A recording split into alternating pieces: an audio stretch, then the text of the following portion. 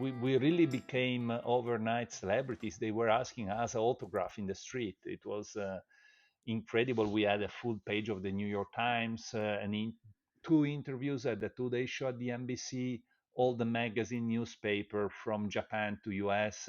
You talk about getting a feature there in the New York Times, getting that sort of coverage and being on some of the big TV networks. What were the stories that you were telling that really captured the interest and the excitement of the public? Guido came out with a very simple but interesting idea. We prepared a zabaione that is an Italian flavor of gelato that is prepared with Okay. egg cream, including a wine. As wine, usually Zabaione in Italy is prepared with Marsala, that is a sweet wine from Sicily. We decided, or Guido proposed to use the most famous and most expensive sweet wine of the world, that is a Sauterne, a French wine called the Chateau d'Yquem, a very rare wine, super expensive. So we prepared Wow. this crazy flavor with the most expensive wine in the world, or one of the most expensive wine in the world, and we didn't have the budget actually.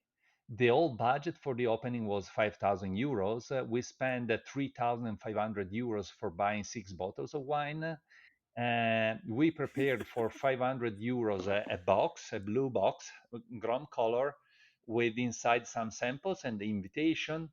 And we hire a girl from the university, $1,000, just asking her to deliver the box to the different journalists in New York. And she didn't know who were the Wow. journalists and where was the headquarter of the newspaper.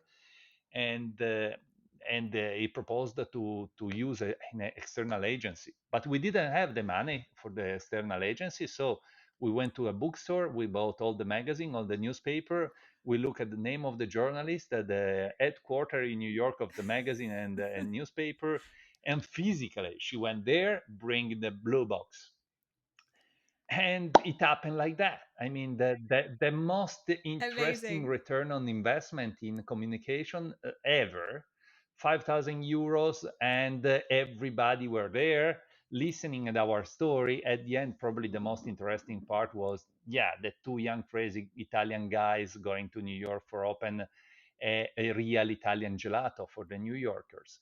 That was the fun part of the story. And then we had practically 10, 15 interviews per day for a week. Wow. So the funniest part and the stupidest part of the story was that at a certain point we started to invent part of the interviews, like where did you meet the first time? On the Everest, climbing the mountain, or playing the final soccer game at the World Championship in wherever, because we wanted to have fun, and we had fun actually.